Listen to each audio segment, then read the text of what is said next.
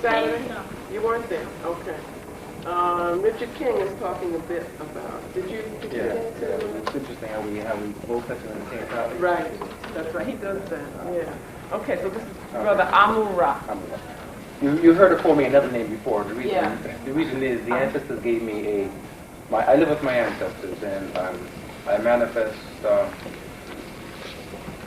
Well, after 40, I stopped counting. I've worked with my ancestors since I was a child, visually. And I actually started manifesting them about 8 or 9 years ago in terms of names. And now, as a child, I started receiving languages, formats. This is my first time speaking, so I'm going to need your energies to help me, because I'm basically an introverted person who lives with his ancestors, and we just communicate and we work on concepts. And it's concepts that I work with. And one interesting thing about ancestors, or working with ancestors, is they give you bits of information sparingly. They'll give you something here, and you work with some concepts, and the next few months they'll give you something there. And before I get into my ancestors just been telling me it's important to introduce my half-site, which is my wife, Soliana. Without her support, I wouldn't have the time to deal with my ancestors the way I do. Now, interesting enough, even the information that I gave at the AHAP class was modified over the weekend, and the ancestors gave me a story over the last 2 nights to deal with some concepts. So I'm going to try to work this concept in, and then try to read you the story so we have an understanding, because sometimes stories help in terms of visualization a lot better. The concept is called Vaya Shockwave, and you can see at the top. Now, Vaya Shockwave refers to a powerful energy, a complete energy that surrounds everything. And everything is a term that the ancestors use of Kashange. Kashange means event or thing. We are an event. We are an occurrence. We are a happening. It is explained, it can best be explained, or might be explained as a life force. Or rather, it can be that force of life necessary to enter the physical realm and manifest itself in what the term is used, issue, or physical body. Now, I want you to throw a few concepts out at you. One is that we are outside of the world looking in, and not inside looking out. Our spirit and our essence extends far beyond the physical realm. If you can imagine, for example, you're cleaning out your fish tank. Your fish tank is the earth realm. So you put on a rubber glove that becomes the physical body, wherein you put the hand on, you go into the fish tank, and you deal with whatever work you have to do. When you're finished, you withdraw. Now, the body or your essence did not fill totally. You still had an arm and a head, but the glove or this vehicle was in the fish tank or in the physical world. As this vehicle is in the physical world, my essence is controlling it, but my essence extends far beyond what you see here, as does everybody else. The other concept is that life feeds on life, or life feeds itself. Life consumes life in a never-ending cycle and thus perpetuates its own immortality. It secretes the energy that creates its own essence, absorbs it, secretes it, and absorbs it again. And you can know very well that if you look at the concept of life, you can see that the Supreme Being has manifested itself on many different forms, or many different vehicles. The Vaya Shockwave can be viewed from a point of having a reference, or from having a reference point to a sphere, glowing or vibrating life energy. Within the Vaya Shockwave, there are 9 fundamental directions. And you can see what I draw down there. One is front. This corresponds to forward, ahead, or future. One is back, which corresponds to behind, rear, past. One is right side, which corresponds to subjective mode of experiencing the earth realm. One is left side, corresponding to the objective mode of experience in the earth realm. Above relates to structure, upwardness, or we call sky. Below relates to downwardness or foundation. Sky above is also considered transcendence, while below is emergence, or also known as earth. There's also an energy called external, a direction called external. And this deals with the outside externalization. There is internal, or inner, which deals with internalization, and there is the midpoint or center of our being. So there are 9 directions, whereas in many cultures, the American Indians or many Indians have 6 basic directions, the 4 of front, back, side, left side, and right side, and above and below. The Vaya Shapway experiences Kashange, which is the events or things in the physical realm, through gates. You're experiencing life through gates. These gates, and information is derived from observation or interaction in one's environment.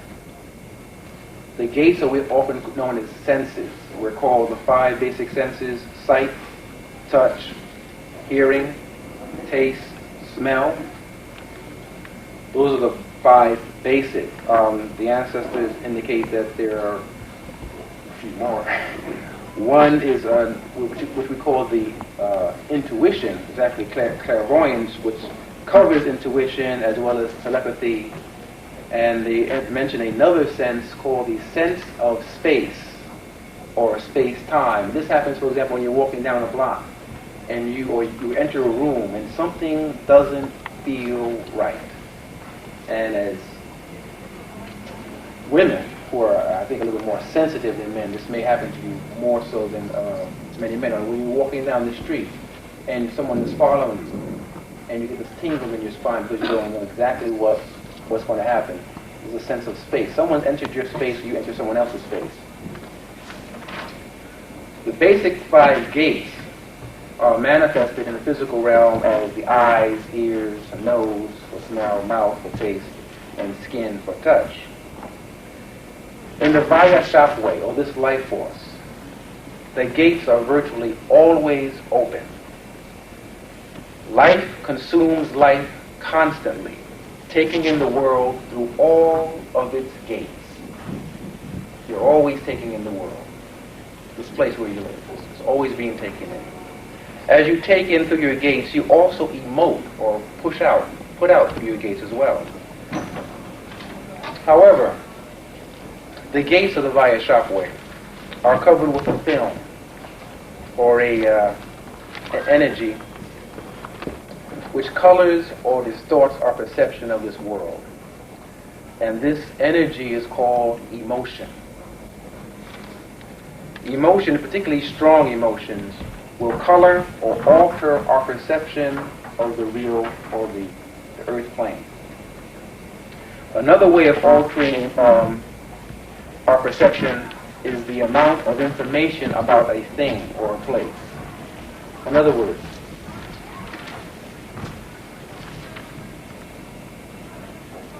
a mother finds her son is accused of committing a crime. This she cannot believe, because her perception of her son tells her that my junior couldn't do this. He's not that kind of boy. Truth comes to find out, you find out he's murdered 27 people and buried them in the backyard. Her perception of her son now changes. New information about her son changes her perception. The same way, I'm quite sure, is when you're going out on a date. Your first impression is not your last impression. So your last impression of the person you're going out with is totally different from the first impression. Emotions, which is we call Ningxia. Emotions are necessary tools and only tools needed to assimilate information so as to aid in making sensory assessments or value judgments of experience. Your emotions are not your controllers. You hear about people who are ruled by their emotions. You are not supposed to be ruled by your emotions. You're supposed to use your emotions as tools to help you assess the physical realm. It is said that every emotion that you feel has a corresponding pattern of breathing. Right now, I am nervous. And so my pattern of breathing is different than if I would be at home with my children. To correct your emotions, or keep them in check, you have to deny them that characteristic rate of breathing.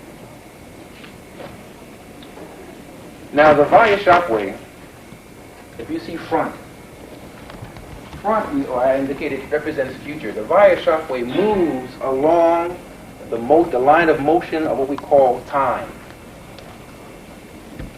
The future moves to become present and then past. The past is seemingly so instantaneous that it virtually acts as a portal through which the future becomes past.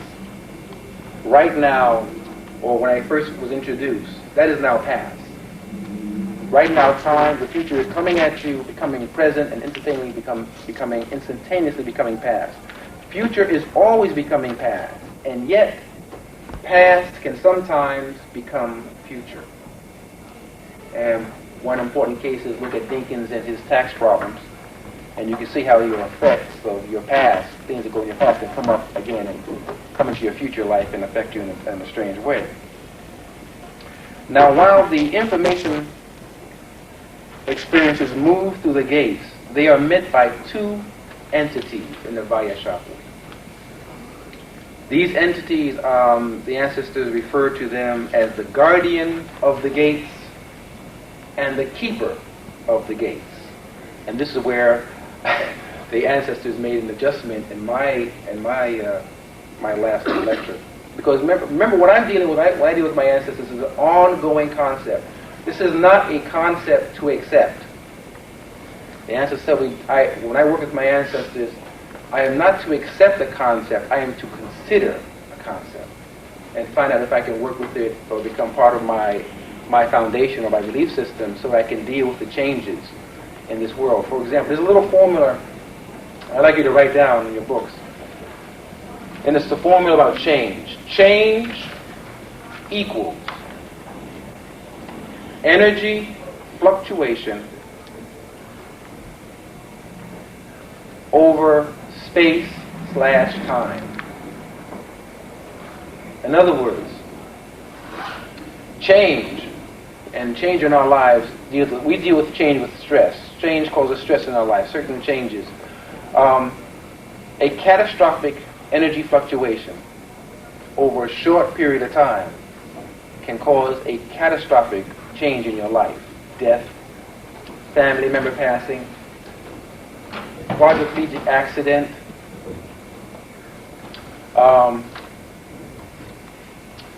even if you look at, as an example, the earthquake in San Francisco, there was a catastrophic or gigantic energy fluctuation over a short period of time, creating what is now a catastrophe.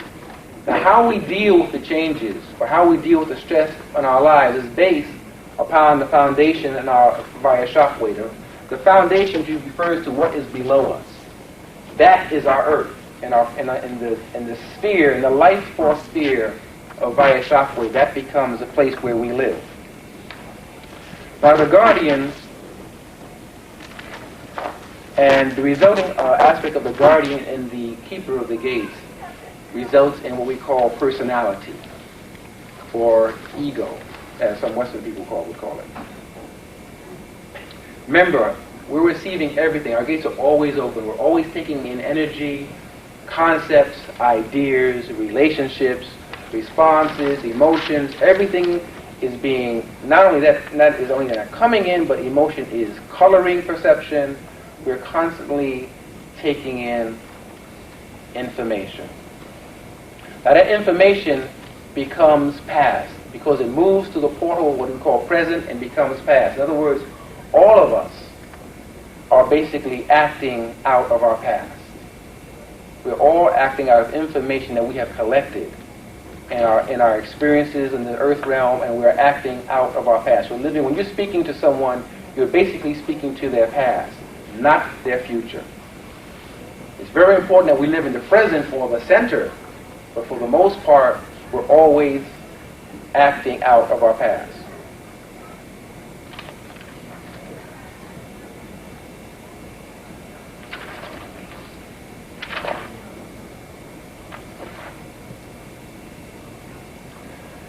Now the guardian can be very violent.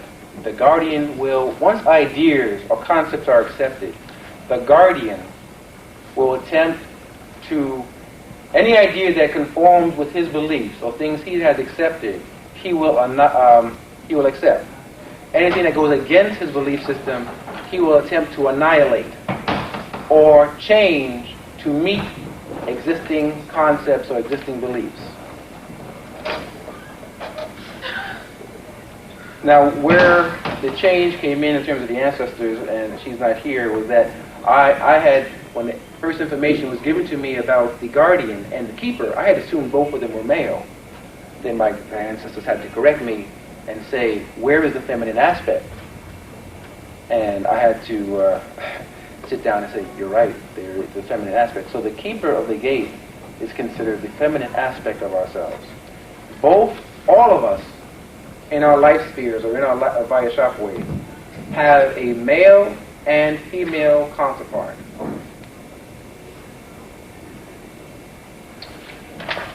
The keeper of the gates, or the female, she will take any concept and nurture it. She will take any concept and plant it in the earth of her, of the Vayashap way, which is considered the lower portion of the Vayashap way. She will nurture it and bring it to life.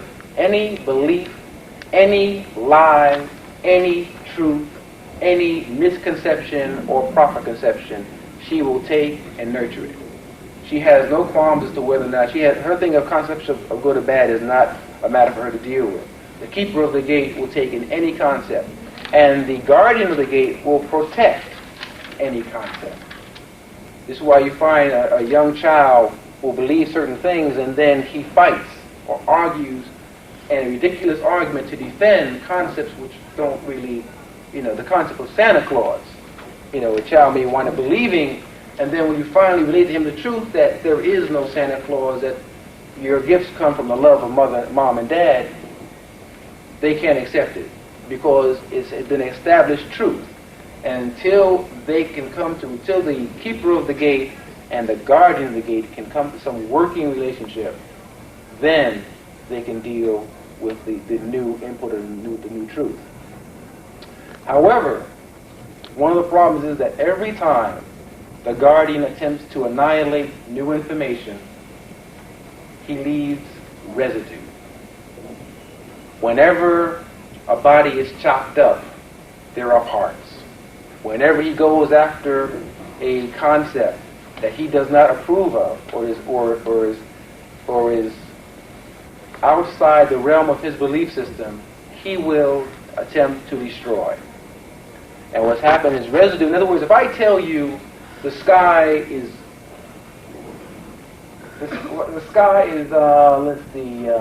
yellow with green polka dots. The only way you will ever come to believe that statement is seeing the sky yellow with green polka dots. However, that information is now in you.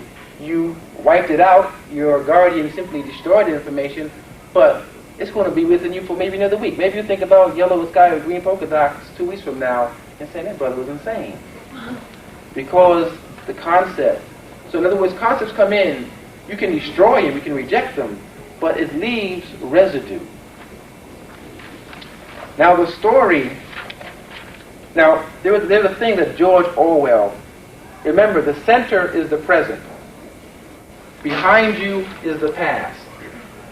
There's a quote that George Orwell wrote in his book, 1984. Who controls the past, ran the party slogan, controls the future. who controls the present controls the past. The past always has its own truth. However, if the past an event in the past happened, that event happened. But each one of us sitting watching that event, if we were watching an event, would have a different perception of that event. In other words, every person in here has their own via shockwave. They have their own earth, which they live or which they dwell. You dwell in your via shockwave. That is your earth. This, where we're on here right now, is the platform wherein we can deal with the concept of, we can relate to what other forces, other energies, other life forms in exchange of one another. All that is needed to control one's past is a never-ending or an unending series of victories over your memory. It was called in 1984 reality control. So imagine, and I was here when someone was talking about young people and impression. Remember, see, one of the things is that the guardian and the keeper of the gate are born after, or they come into existence after you enter the earth realm or after you are born. Do not come with you. And they disperse or they disintegrate or we quote die after you decide to leave the vehicle. When they are born, because the moment between they awaken is the moment when children are most impressionable. You know, so you heard the saying, if you leave and give me a child for the first 3 or 4 years of his life, that child will always be mine.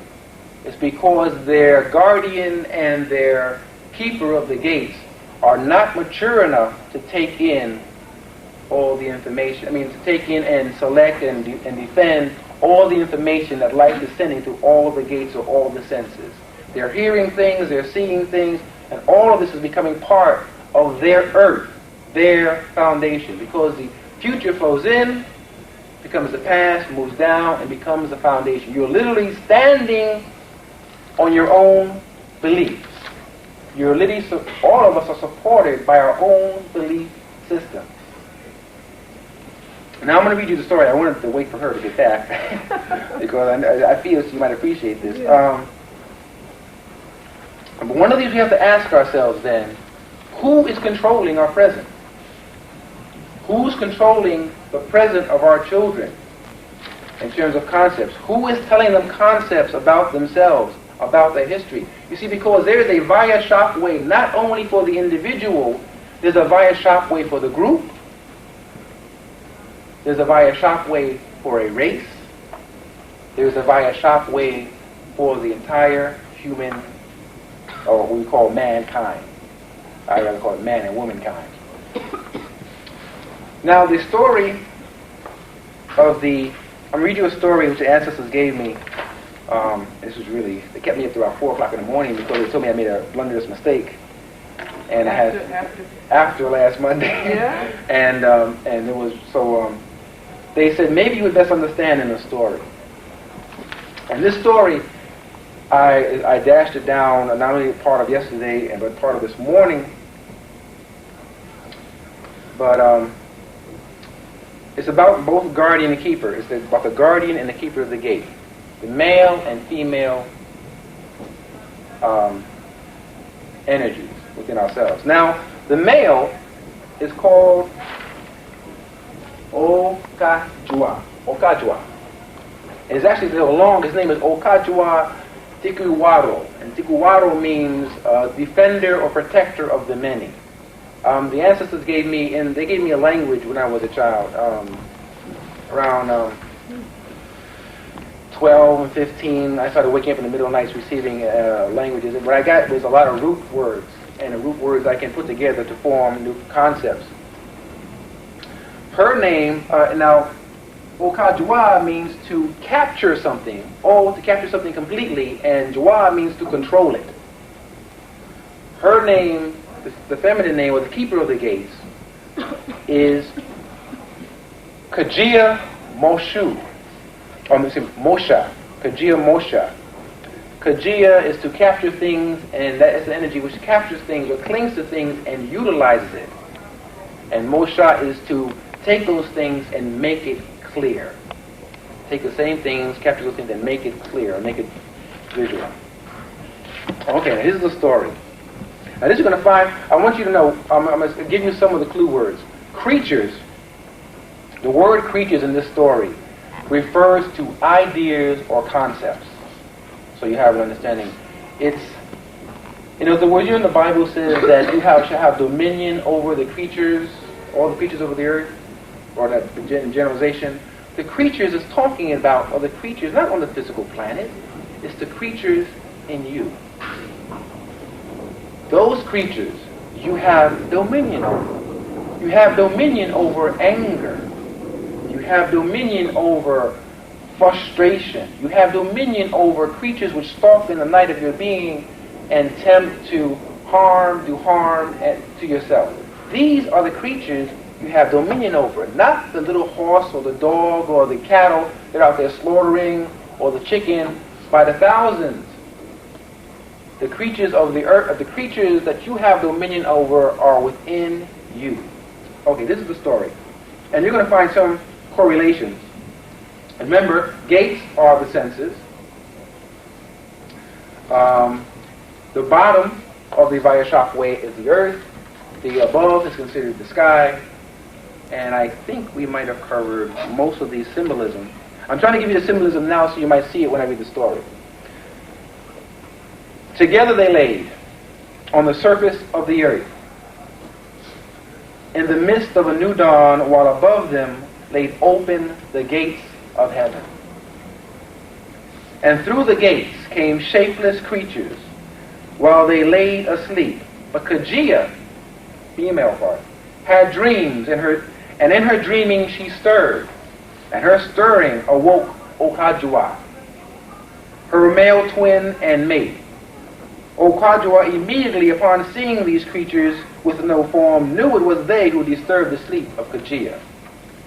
He urgently awoke her, Kajia, and telling her about the creatures, told her to stay, for he would go and forge a weapon to defend and protect their place. For the gates had to be guarded against an overflow of such strange creatures into their world. But when he went off, Kajia, upon seeing the creatures, instinctively knew that she had to protect them and hide them from her mate, who would surely attempt to slay them upon his return. So she gathered all the creatures together and separated them in like groups and proceeded to bury them and cover them over with earth.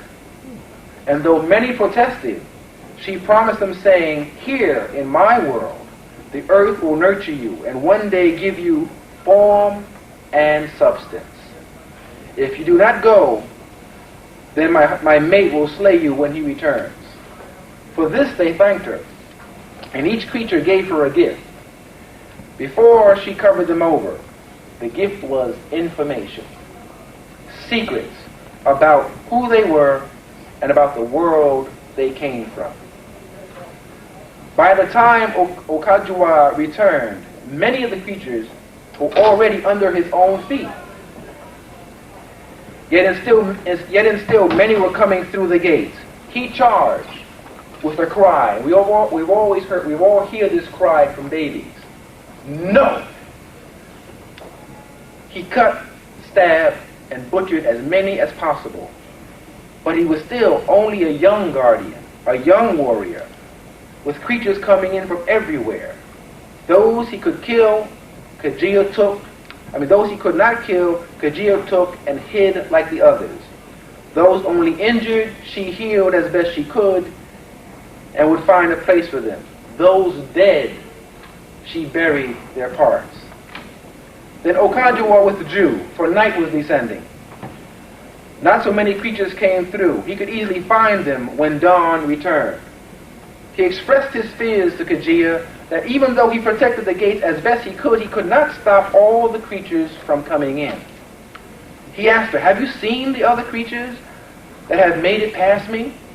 Being honest, and open with Okajua, she told him what she had done. He withdrew from her, with a strange perplexed look on his face. After all that it is my place, she interrupted. As keeper of the gates, it is my place to maintain life and nurture it. I am as the earth, it is my place and my right. He could not refute her, but asked, where are they then? She told him that she had buried each of them with the promise of nurturing them and bringing them form in due time. She also told all the secrets each creature told her, and he wrote down all the secrets and followed them as one would follow the law.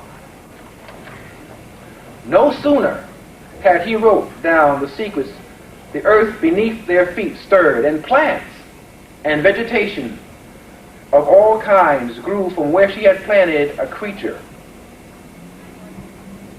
even from the places of the injured, and even from the places of the slain. And trees bore fruit and nourished them, and they consumed the law, and the law was in them.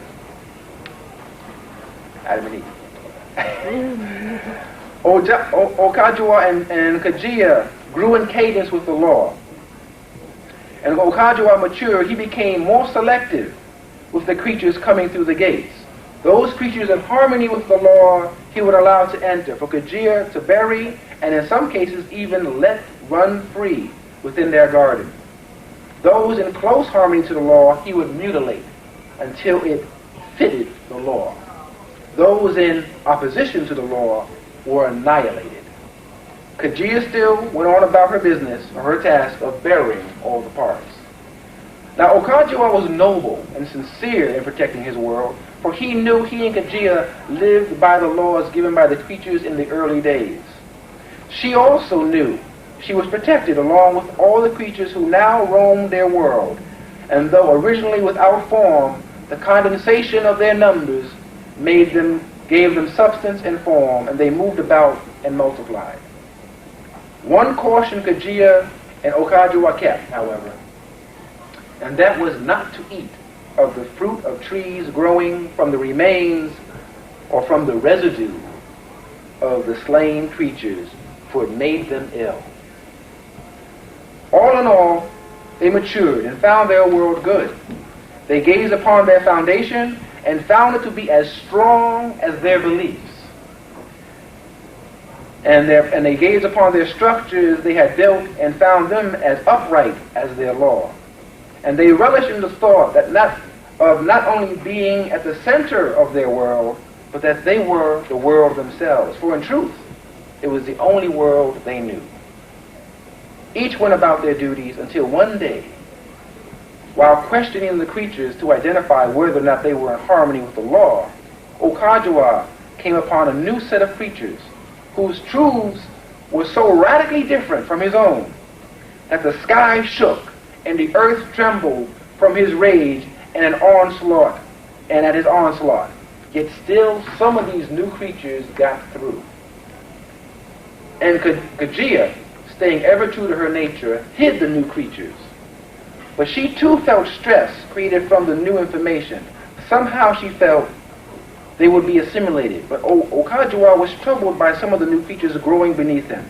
And he doubted his capability of defending their world, for it had been shaken, and fear crept in. He no longer trusted his perception. He no longer trusted his reasoning. He urged that he and Kajia mate, for he needed offspring to help him defend the gates. He also wanted to move away from the center of the garden to a spot further back where he and his sons could have a better advantage. To the first request, Kajia consented, understanding his need. Together they had 5 sets of twins. And to honor the center of their world. Now, if you take the number 9, you'll find that 5 is in the center. So you count 1, 2, 3, 4, 5, 6, 7, 8, 9. And they numbered And they number 12 in all, whose essence is 3. 12 is 1, 2, 3. The multiple or root power of the directional forces. 6 pairs to mark balance and control. And we've always seen this in the Star of David. To the second request, Kajia did not wish to leave the center. For instinctively she knew its power. While Okajua was linked to the external, she was linked to the internal, the core, the source. For while he was true to the law, she lived the law. While he was idealistic, she was realistic. While he was autonomous, she was cooperative. Where he was active, she was passive. Where he was detached, she was involved. However, recognizing the importance of family, she complied. But she warned him, saying, leaving the center is easy. Finding it again is another matter. To leave the garden, she sighed. Has our world changed so? She asked. More than I am prepared to handle, Okajua sighed. But not more than we can handle, she answered. Searching his eyes, she looked, and she could see the doubt eating at him. She knew his beliefs were crumbling around him. She also knew that he doubted himself. That as he doubted himself, he doubted her. Their relationship was changing, just like the world around them. She held his hand. We'll be all right. I know, he whispered. He knew that they would have to work together or they would change. As they reluctantly left with their family, they could see the changes taking place all around them. We will have to build a new foundation, she told him, and come back with stronger beliefs, able to withstand any change. He thought on this a long time, and it wasn't until he was out of sight of the center of the world that he asked, how? Who shall teach us? She answered, there are secrets and there are secrets. I and our daughters shall find the secret of our world while you continue to defend it. Bring to me the secrets of the external world, and we shall bring the secrets from the internal world. Together, we will build a new foundation. With that, Okajua and his sons took their positions and began the fight to defend their world while the women searched the earth for its secrets.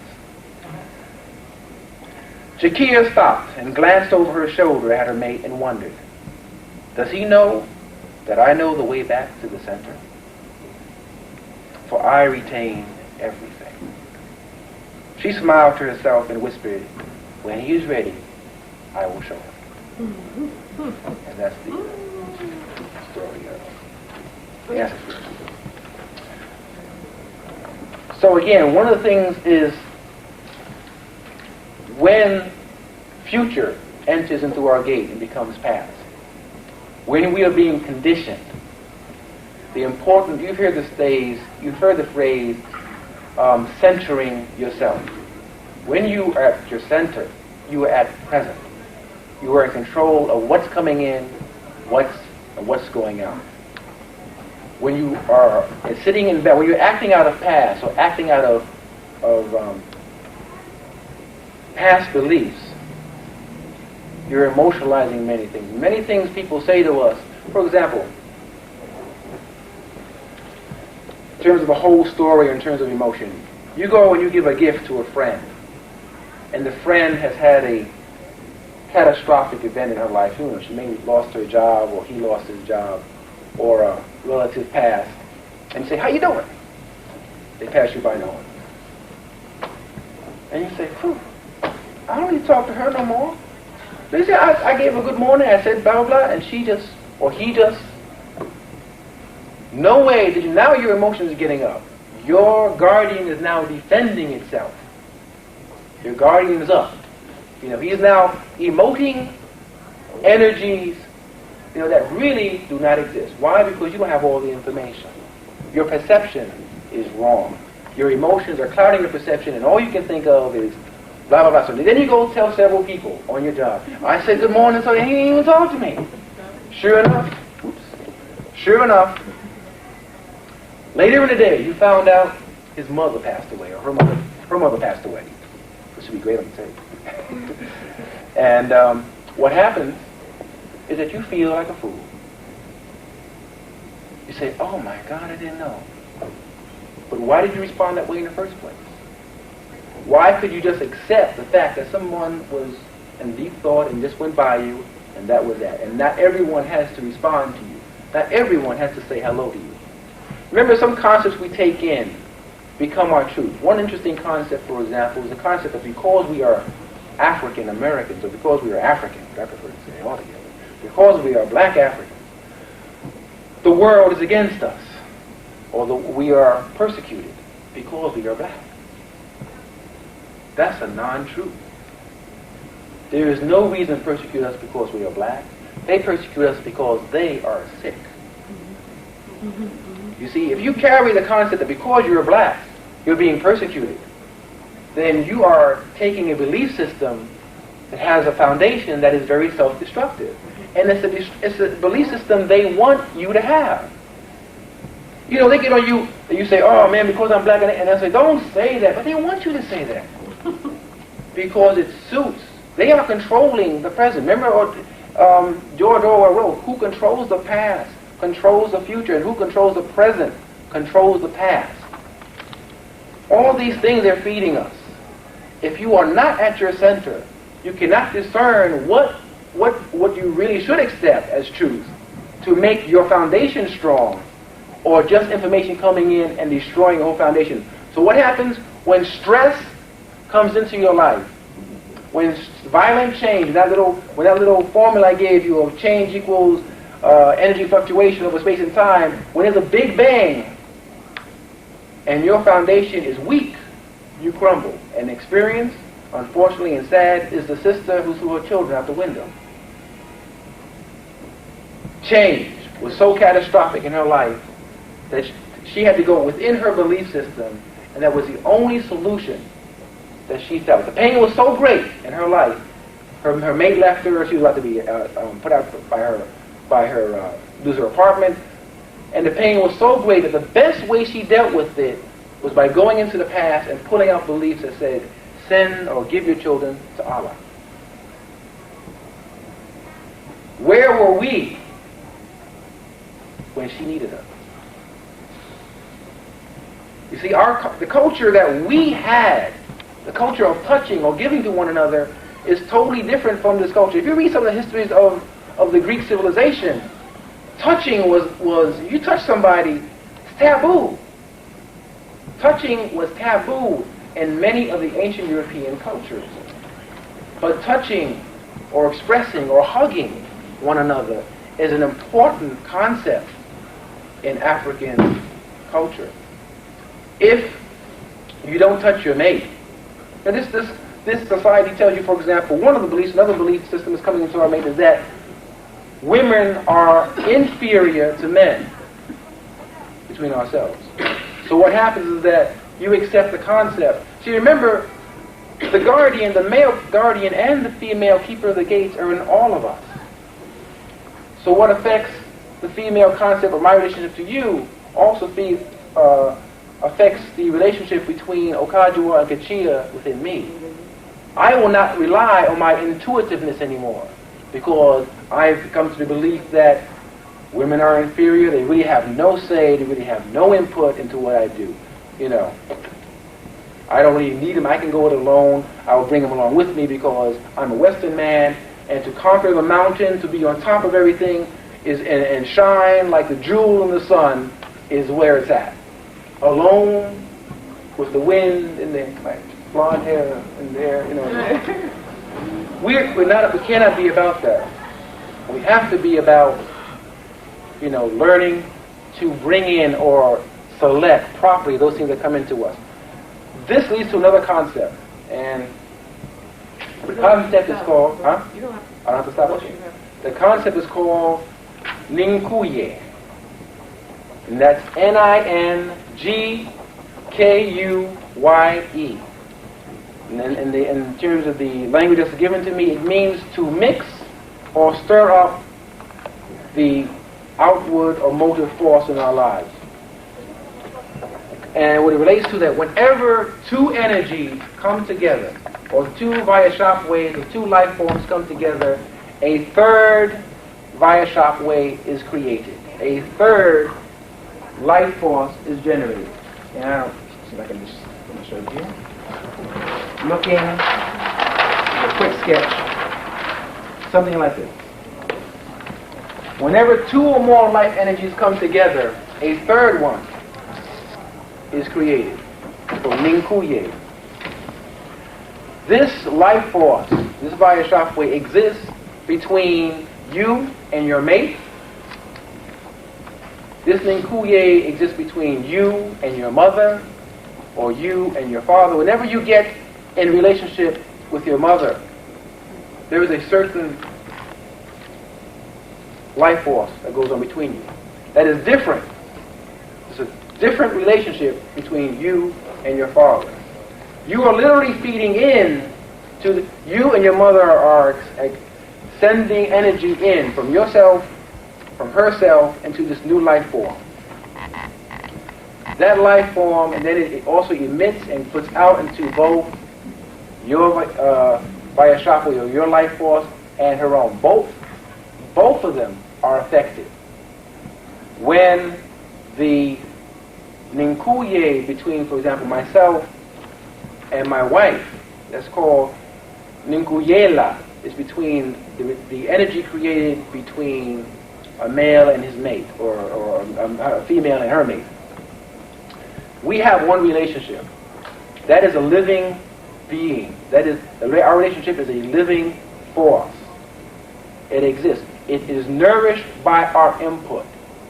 If I decide that I don't want to input, that I don't want to talk with her or express my feelings to her, the Vayashapway, or the Ninkuye, is affected. Our relationship changes. If I no longer want to express my feelings to her, or she no longer wants to express her feelings to me, the Ninkuye, our relationship, the life force that we set up, is changed. We have to constantly recognize that and this thing about it leaves residue. It leaves residue in her and leaves residue in me. You come together with a good friend, and by the end of the day, she accuses you of borrowing something without her consent, or without his consent. Whether it be you borrowed some tapes, or you borrowed a video cassette, and you didn't ask. You leave with a bad taste in your mouth because both you argue this thing out. So you say, I'm your friend, why do I have to ask, man? You come over my house, you don't ever ask anything to me, man. My refrigerator's always open to you, and all these reasons go on, and you start defending yourself. At the same time, this Ninkuye between you and your friend is like really generating a lot of negative vibes, a lot of negative energy. It's a life force. When you depart, you take away residue from that experience. He or she takes away, your friend takes away the same residue. You go on to another friend, and you say, I was talking with Matt. All I did was take one tape off the thing, and the man went wild. Started getting on me, louding me on the street, and I don't understand it. And the guy tells you, I wouldn't have done that, man. Hey, you're my friend. I understand what that's about. He's supporting all these negative little energies you've now collected based on that experience. The same thing for the person who leaves. They also have an Ninkuye with another friend, and they may relate the same experience. Ninkuyes do not have to occur with entities or life form entities, what we consider Western life form entities. They do not have to occur between people. An Ninkuye can exist between you and a thing, what we call inanimate objects, or a space. You act differently at your home than you do in school. Why? There's a different relationship between the space you're in here and the space you're in at your home. You know, you behave differently between the space of your home and the space of your parents. You know, or when your parents aren't home, when they come in, they change the energy of the space, and you can't no longer do the things you were planning on doing. This Ninkuye aspect is in everybody. It also occurs if you consider the negative thing with people and drugs. People can have an Ninkuye with a drug, and if you can actually see the effect. You can actually see when an addict is nodding. You can see the effect of the relationship, his Ninkuye, the relationship between him and the drug that's affecting his life, or the drug he's on. Ninkuyes are very important. There's an interesting thing about energy, because people say, you ever wonder why you have a bad relationship with someone all the time? And whenever you get together, you seem to argue. Whenever I get together with my father, we have a rough and difficult time. I don't know what it is. I like to get together. I say, Dad, I love you, Pop. You know, give me a hug. I know that, that whatever it is different. We get together and we become estranged to one another.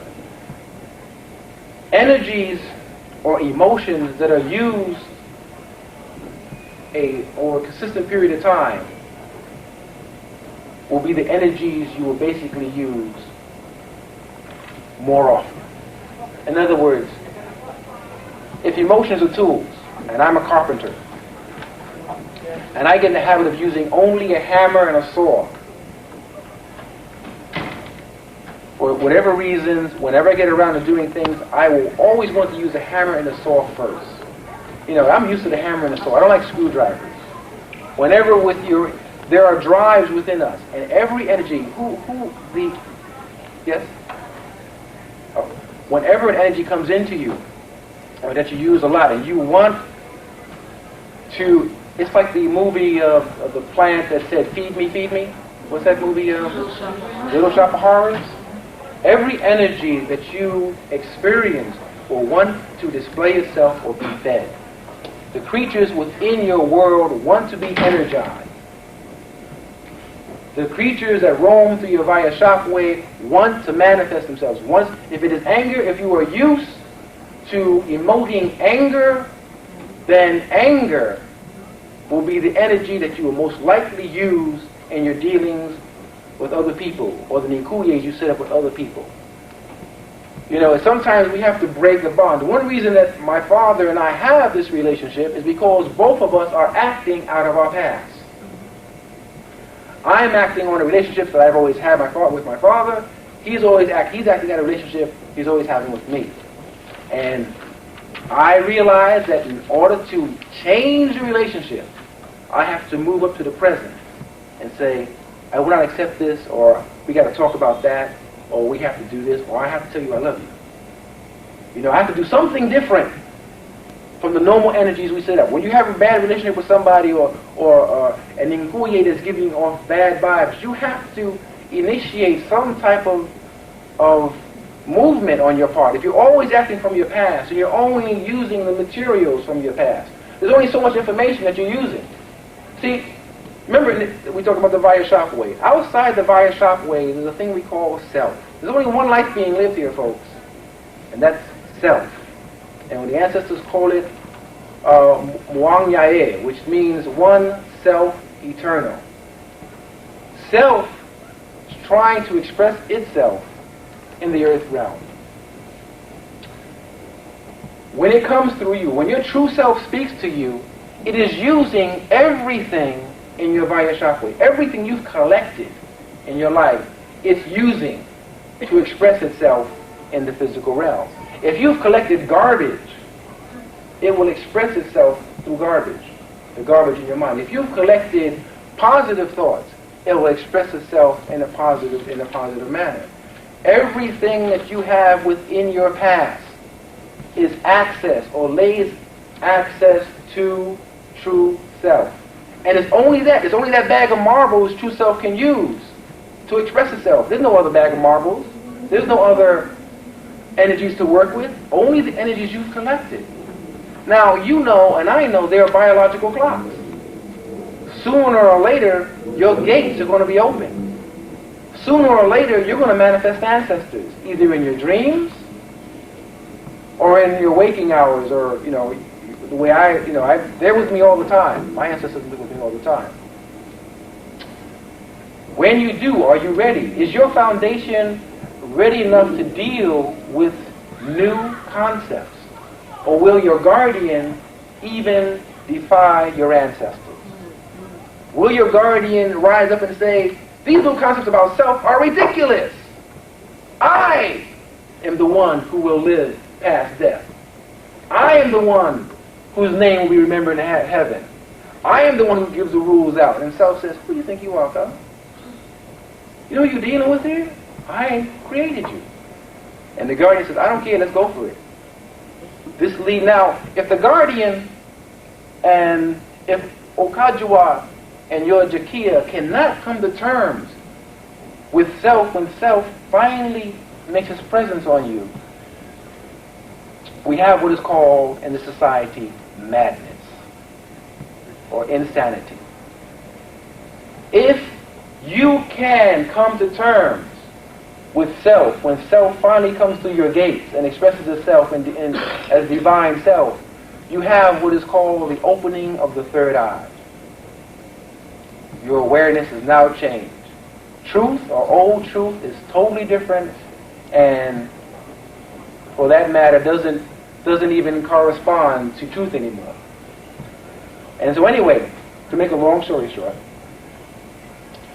those are some of the concepts that I am dealing with now. The ancestors have also given me a system of divination, which is called Namayeta. And this is a small field of it looking something like that. But you can pass that around.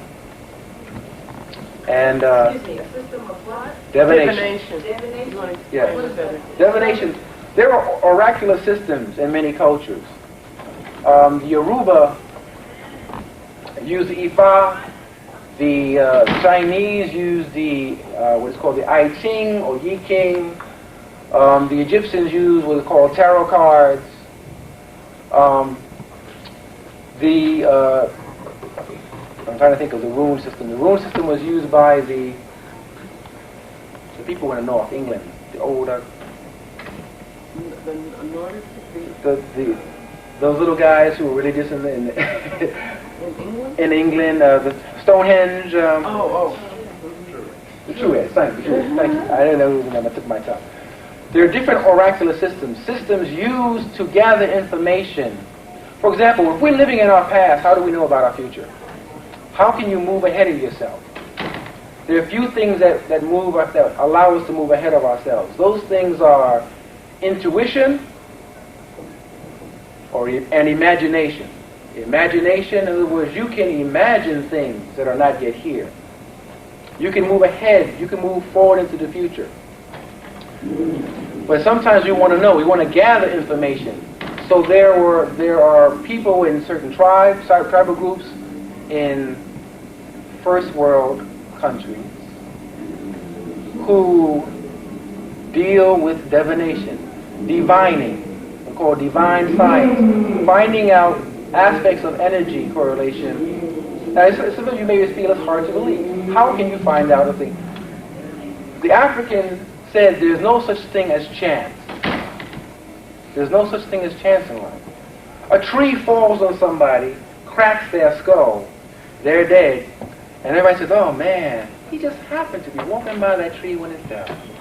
There was a brother, I don't know a brother, but there was a person walking by 50 on 8th Avenue between 57th and 58th.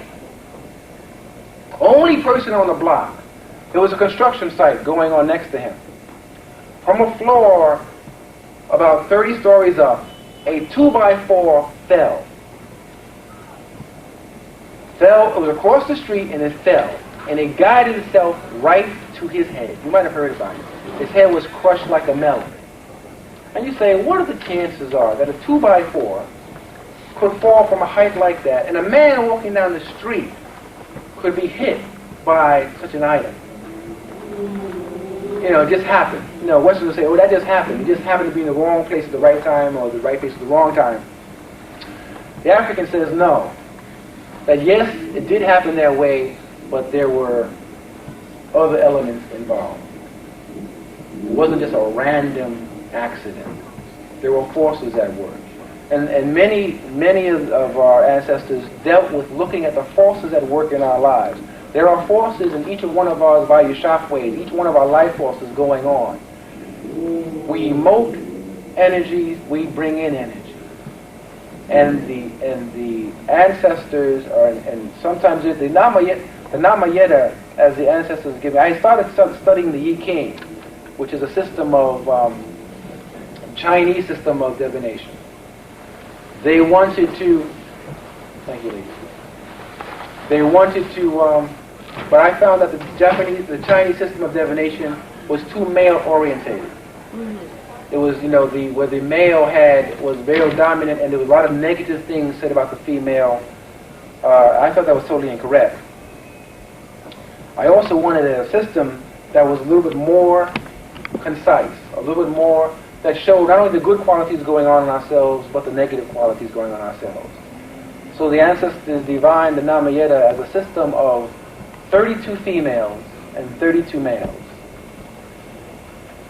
And it is always a ninkuye, a male and female comes together, and the female energy surrounds the male energy.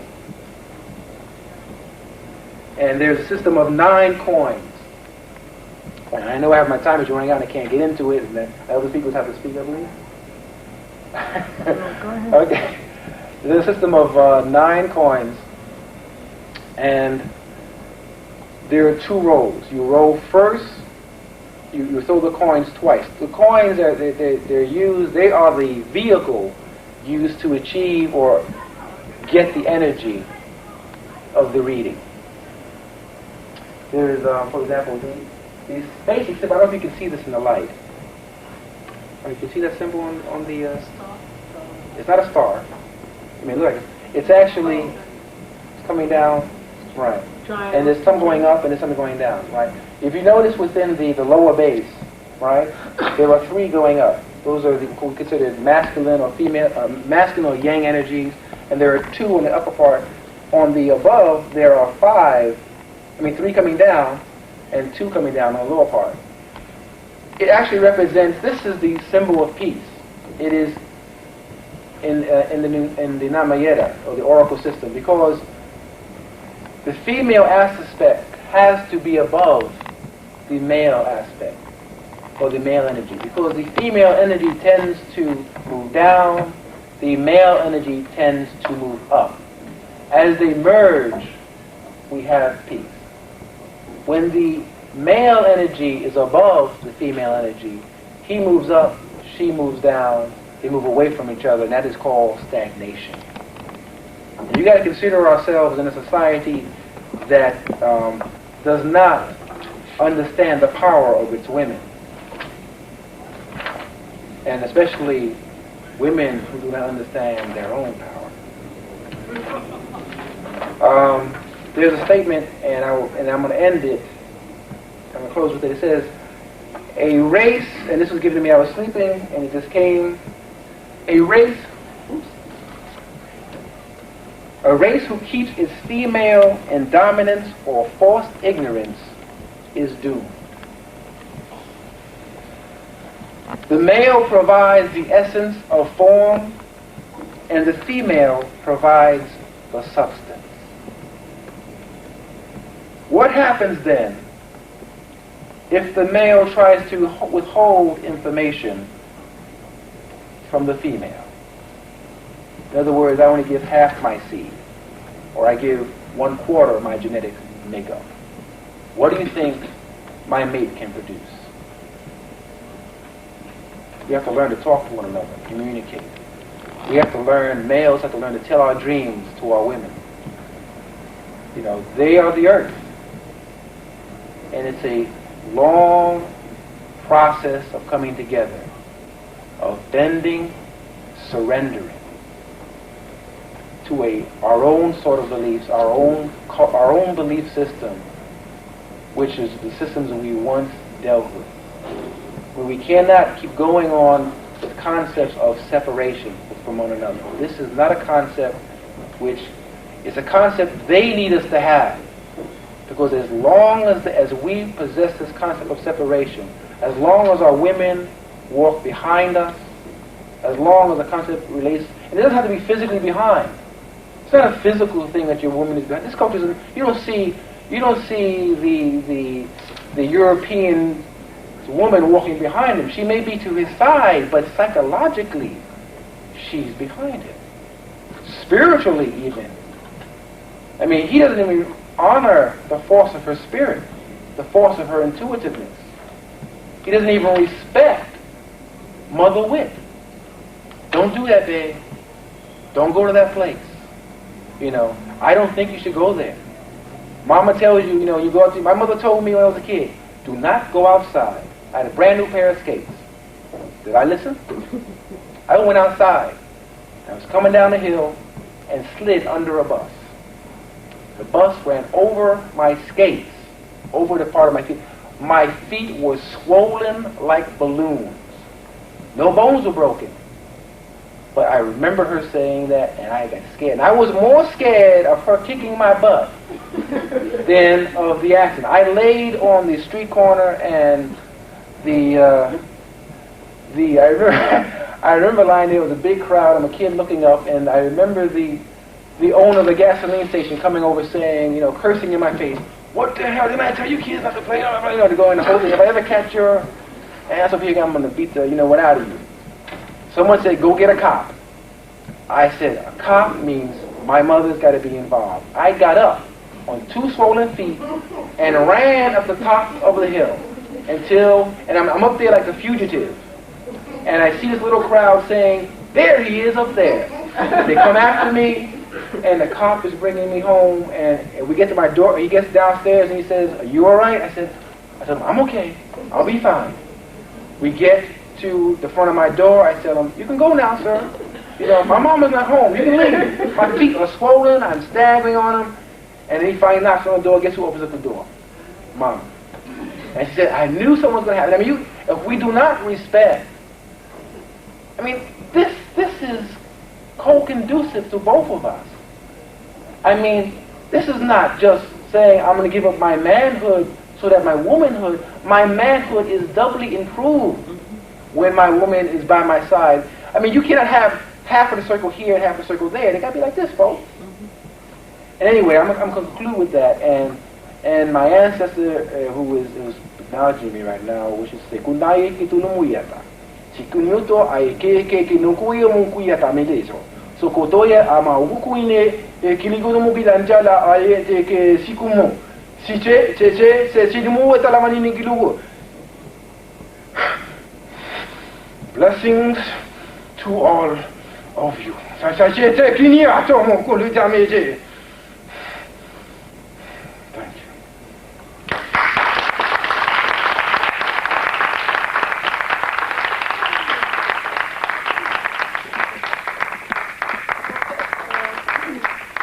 Brother Amura would be able to perhaps answer some questions that we could have some discussion.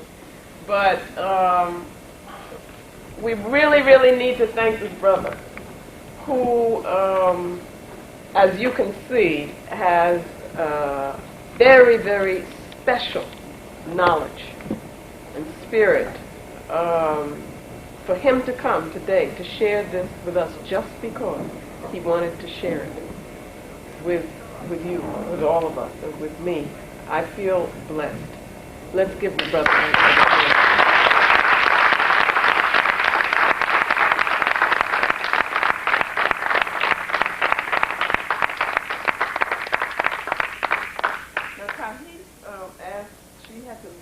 She wanted a question. She has lots of them, but I don't think you can answer, all of them. Nobody else would get a chance. One is, she wants to know how long it takes to rid ourselves of the residue that is left. I think she says after an annihilated concept. Yeah, exactly right. Okay. How long does it get? How long? See, residue can add up into several things. It can invariably come to what we call, what is stated as pus. Such negative attitudes in our lives can generate so much energy and actually create a pus or a pus-filled place in our via shockwave. There is the way or the remedy. Remember the story? She said, Jakia said, I know the way back, and I wonder if he knows I know. But she will tell him when he asks her. One of the things is to ask the feminine aspect of ourselves how to get back to the center. When we get back to the center, we have to create a new foundation for ourselves. You have to take in, I call it mirror talk. I'm an introverted person. This is for me to do this. I'm surprised my blood pressure hasn't caused a heart attack, but I'm a very introverted person, and but I feel this is important. The ancestors have been working with me since I was a child. Visually, I used to see them, and I used to wonder what was all this about. Why am I receiving a language? Why am I even doing definition systems? Why even games? Why do they give me games? You know, this is called Ushindi, which is Swahili for victory, and it deals with finding order out of chaos. I mean, why all these things are happening?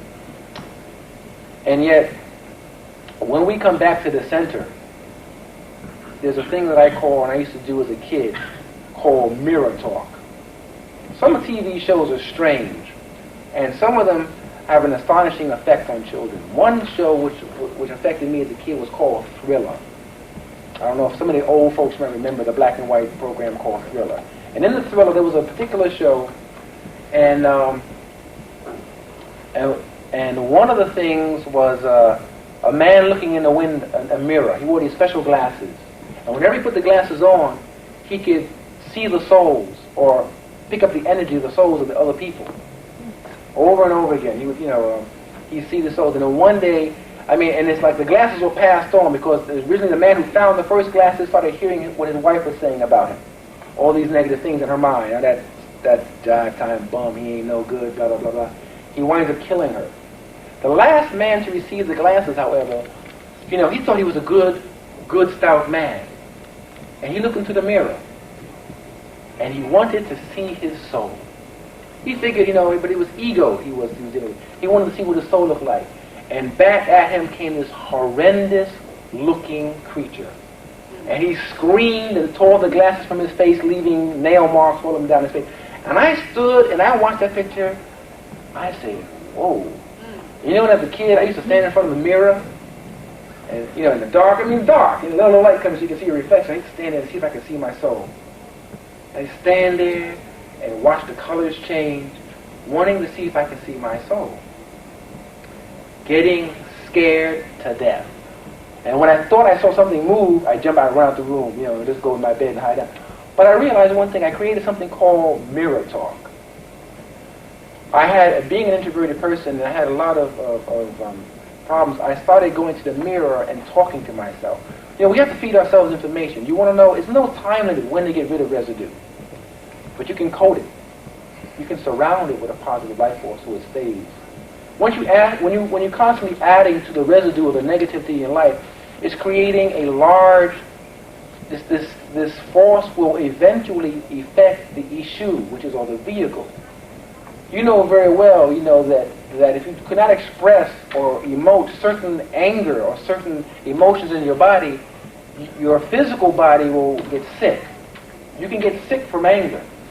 You can get ill. People wind up, they're now correlating new diseases, arthritis, with people's inability to express anger, and people's inability to express love, holding things in, not releasing energy.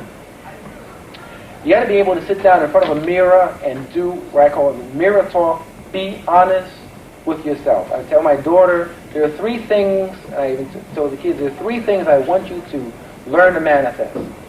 1, love yourself. Just love yourself. It's not a matter of it's a matter of loving who you are with all faults. that you think you might have. The other is to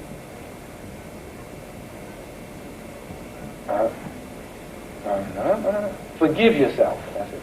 The other is to forgive yourself. In other words, you have to be able to forgive the things you do.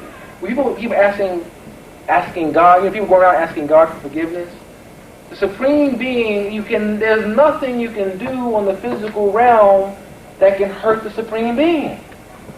There's nothing you can do, folks. The Supreme King cannot get insulted by things you say against. When the ancestors use the word Oa, because Oa is not he or she, we won't accept the word he or she for the Supreme Being. Oa will not get angry. There's no punishment. The thing is to learn to forgive yourselves. You love yourself, you have to forgive yourself. The other aspect is called sincerity. You have to be sincere with yourself. You got to sit in front of a mirror and sit down. What I used to do is say, I messed up today. There's certain things I shouldn't have said. I have 3 kids. One's 14 in high school, entering high school. One's 9 and one's a baby. And acting out of my past or acting out of, you get into the habit of saying things you don't mean to say, because they're not fulfilling our dream. Remember, something very interesting. As parents, and I began to notice as parents, we want our children to get by or go overpass some of this of what we've had, what we've gone through. Some of our parents didn't tell us about this nonsense, and we got messed over royally. So we want to have our children avoid this by having them move within our concept of what the world is about. However, we got to remember, they're at a stage where their guardian is young, the keeper of the gates is young. It's very hard for them to move into our world. We sometimes have to move into their world. You have to surrender ourselves and move into their world. When you're sincere with yourself, you can sit down and tell yourself, there are things I have to learn. There are concepts I have to manifest. And you have to do what's called meditation or finding your center. There are all kinds of mediums, even dreaming. You can set up dreams. One of the things I'm doing with the AHAC group is giving them a dream project. Because as Africans, we've forgotten how to dream. I mean, this culture, this Western culture gives us television, gives us magazines, gives us amounts of books to read. But what about dreaming? Consider what was done, 20,000 years ago, 500 years ago. How we dealt with each other. You got to think about that. How do we dream? What do we do for entertainment outside of the games we played? But dreaming was an important aspect. Give you a quick example. Oracle dreaming. Oracle dreaming. Finding out what the world is about. Let's say, for example, all of us create a dream code. We're all here. We're a tribe. Whatever the tribe's called, we create a dream code. A dream code saying a crack represents such and such a thing. A broken vase represents another such a thing. A tree growing on barren ground represents another concept. These concepts become part of our dream code. One night, 5 of us have a dream. One dreams there was a crack in a building. One dreams a crack in a jug. One dreams a crack in the street. And if our dream says this represents destruction or catastrophe, we come together to talk about our dreams, and we will know that, hey, there were 5 dreams in the village today. 5 of them talk about a crack in the sidewalk or cracks. We know what that means. It will be an earthquake. You can't tell me people in San Francisco didn't have dreams about the earthquake. They were forewarned. Somebody told them somewhere in their dream state that this was going to happen. But we don't talk to one another about our dreams. So, hey, if we don't talk to one another, then if you know that I'm going to get shot going out of here because you dreamt it last night, you say, I can't tell that brother that. He ain't going to believe me. I go out here and get myself blown away tonight. I should have told him. What does that make me feel like? In other words, you have to feel comfortable with your dreams. You have to feel comfortable with the messages the ancestors give you in your dreams.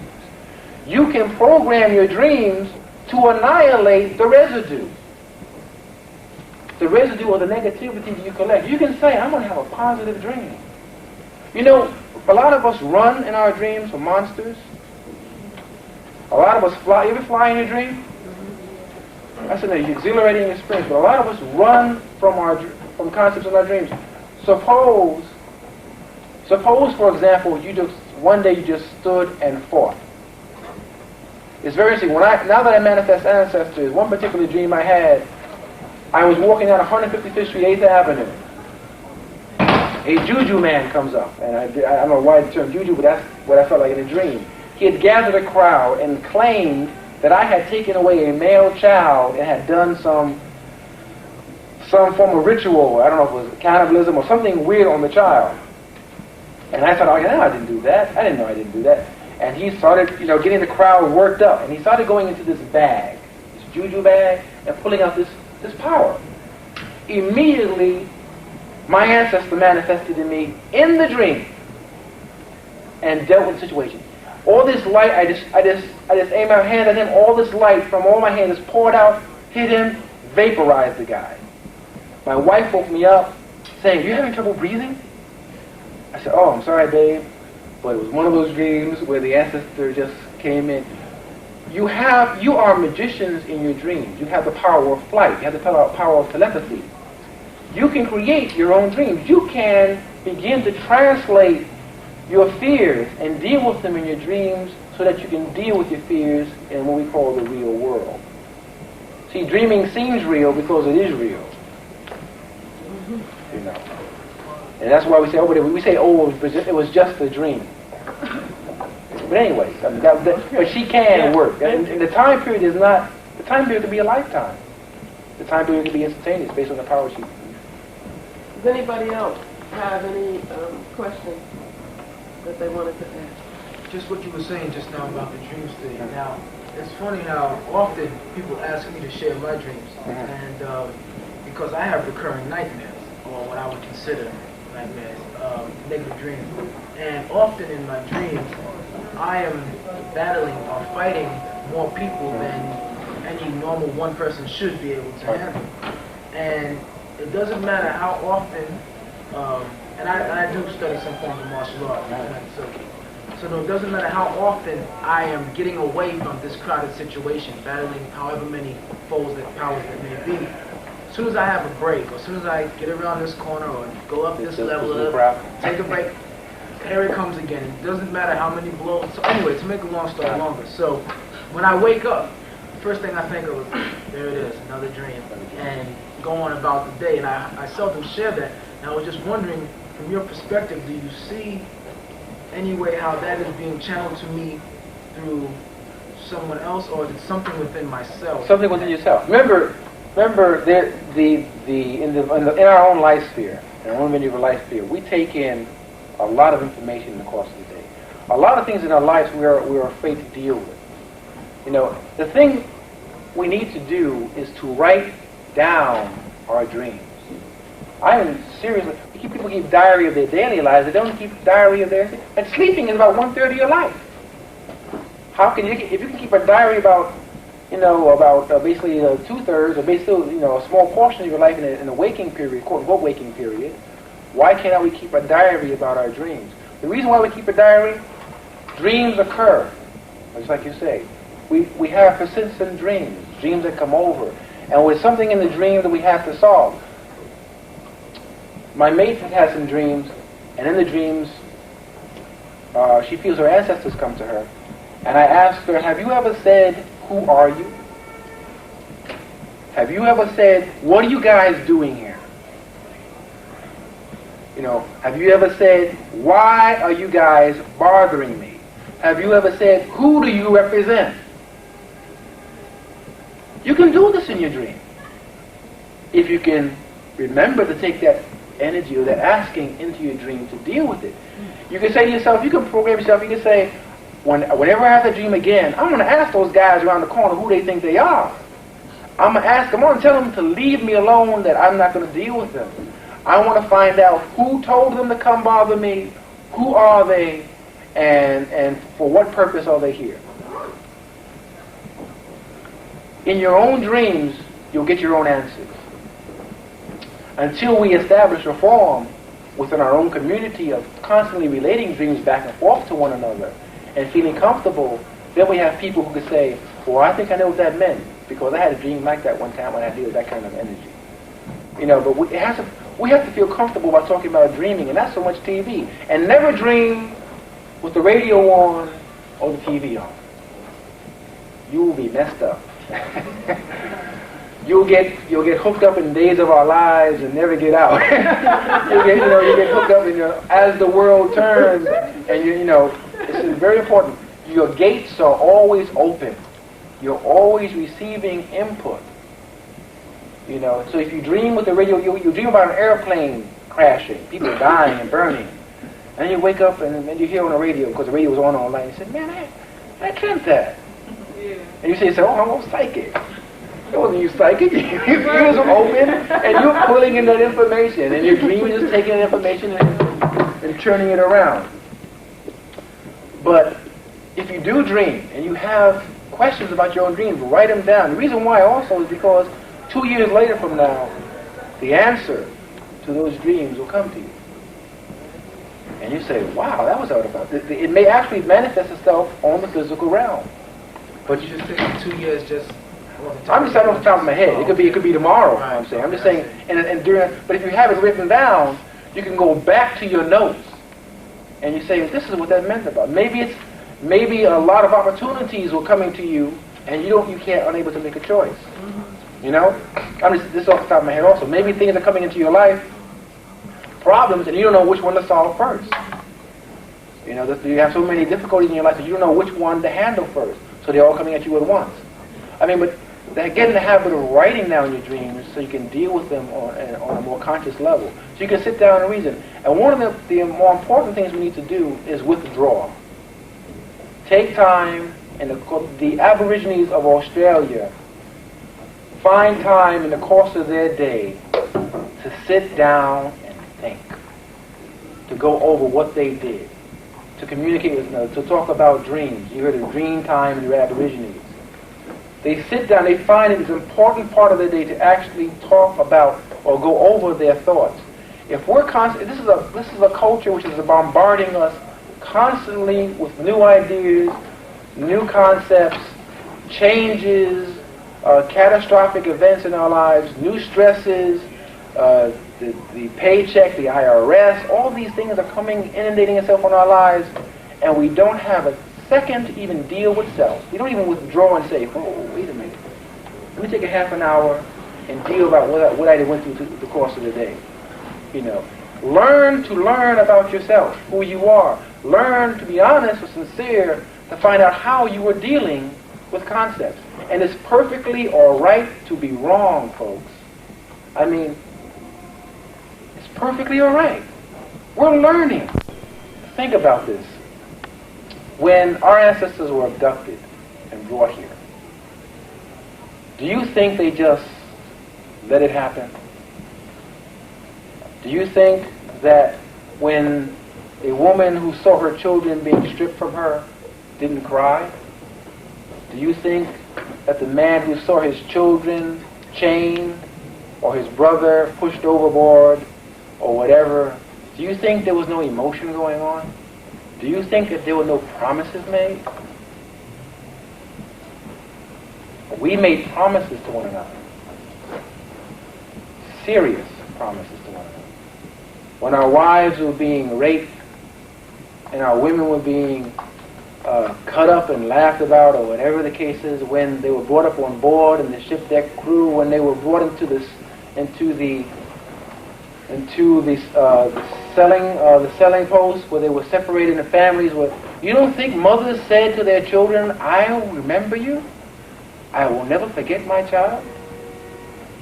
You don't think promises were made? Promises were made. We made promises, folks. We are the ancestors. We made promises to one another.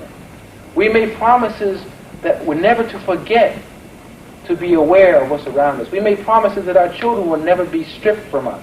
We made promises to take care of our families. We made promises to take care of our women. We made promises to support our men. We made these promises. I mean, these weren't just vain promises. In the part of the poem, I used the phrase, I am African, not because I was born in Africa, but because Africa is born in me. You see, I didn't come here by chance. I didn't choose African parents by chance. Remember, the Africans, there is no such thing as chance. I chose my parents because I remember the promise. I came back here to deal, we all came back here to deal. You know, we want to complain about what's happening to us, what's being perpetrated upon our race, but do we remember the promises we made to one another? Think about it. I mean, seriously go back and try to envision our ancestors on the decks with tears in their eyes. Those fighting, those dying, those left dying in the jungle, those being dragged upon ships, those being separated, children being pulled from their mother's arms. And you got to realize promises were made. And we came to complete those promises. To be honorable with one another. To share with one another. To touch one another. And so, I mean, these, like I said, you know, it's a long learning process, this life that we're in. And we as people have a beautiful way to go. Because the closer we come together, the more beautiful we become. So anyway, if anybody has any more questions, thank you for letting me come here.